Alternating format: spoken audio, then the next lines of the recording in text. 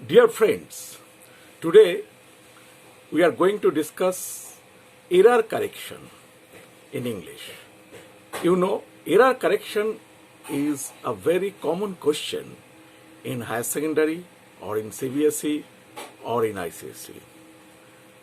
Error correction করার কতগুলো খুব ইজি প্রসেস আছে, সেটা যদি আমরা একটু ফলো করি তাহলে আমরা খুব ইজিলি যে কোনো সেন্টেন্সের এরার আমরা ফাইন্ড আউট করতে পারবো এবং তার কারেক্ট ফর্মটাও আমরা লিখতে পারবো। ফার্স্ট অফ অল আগে আমাদের জানতে হবে যে সেন্টেন্সে কি ধরনের এরার দেওয়া হয়। আমি প্রথমেই বলছি, সেন্টেন্সে যখনই এরার কারেকশন করবে, এরারটাকে ফাইন্ড আউট করবে, দেখবে এরার সাধারণত বেশিরভাগ এখন অবধি যে ধরনের কোশ্চেন আসে তাতে আমরা দেখি এরা সাধারণত ভার্বাল এরার দেওয়া হয়, অর্থাৎ ভার্বের মধ্যে, অথবা প্রিপোজিশনাল এরার বা প্রিপোজিশনের মধ্যে। এই দুটো জায়গায় মূলত এরারটা থাকে এবং সেখানেই এরার কারেকশানের নাউন প্রোনাউনের ক্ষেত্রে খুব একটা এরারের দেওয়ার পসিবিলিটিটা কম থাকে আর কি। তো মূলত ভার্বাল এরার এবং প্রিপোজিশনাল এরার। যেমন ধরো একটা সেন্টেন্স বলছি তোমাদের, Riya works in a beauty parlour. এই সেন্টেন্সটাকে পরীক্ষায় কিন্তু দেওয়া হবে কোশ্চেন পেপারে, Riya work in a beauty parlour. এখানে খেয়াল করো, ওয়ার্কটা কিন্তু ইনকারেক্ট, অর্থাৎ ওয়ার্কটা ভুল। এটা হবে ওয়ার্কস, কারেক্ট হবে ওয়ার্কস। তারপরে ইনকারেক্ট হিসেবে ওয়ার্ককে ফাইন্ড আউট করতে হবে এবং কারেক্ট কথাটা ওয়ার্কস লিখতে হবে। আবার ঠিক প্রিপোজিশনাল এরারের একটা এক্সাম্পল দিই। ধরা যাক, life is not a bed of roses. এই সেন্টেন্সটা আমরা প্রায় সবাই শুনি, কিন্তু পরীক্ষায় দেওয়া হলো life is not a bed with roses.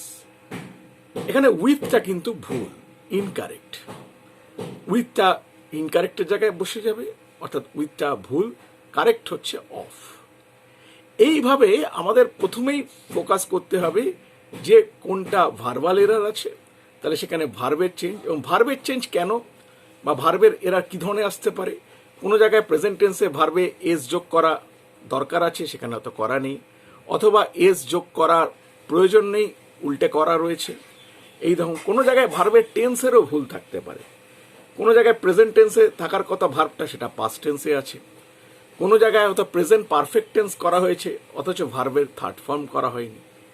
এই জিনিসগুলো যদি আমরা একটু মাইনিউটলি চেক করি তাহলে কিন্তু খুব সহজে এরারটা ফাইন্ড আউট করতে পারবো। এবার বেশিরভাগ স্টুডেন্ট এই কমপ্লেনটা করে যে প্রিপোজিশনাল এরার বা প্রিপোজিশনের এরারগুলো কি করে আমরা বার করবো, এটা নিয়ে একটা বিরাট প্রবলেম।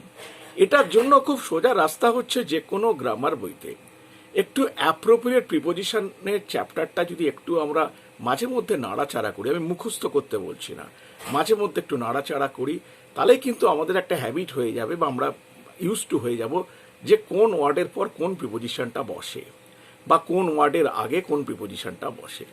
এইটা যদি একটু অভ্যস্ত হয়ে যাই আমরা, তাহলে আমরা প্রিপোজিশনাল এরারটাও খুঁজে বার করতে পারবো।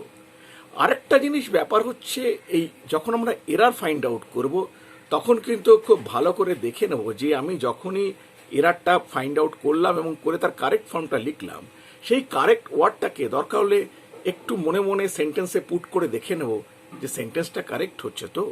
এটাও একটা ক্রস চেক করে দেখে নেওয়ার জিনিস। তাহলে কিন্তু বুঝবো যে আমার এরার কারেকশনটা কারেক্ট হলো, এরার ফাইন্ড আউটটাও কারেক্ট হলো। এই কটা জিনিস তোমাদেরকে বললাম, একটু মন দিয়ে প্র্যাকটিস করো এবং এটাকে ফলো করো, খুব সহজেই এরার ফাইন্ড আউট করতে পারবে, এরার কারেকশানে ফুল মার্কস পাবে। ভালো থেকো, হ্যাভ এ গুড ডে।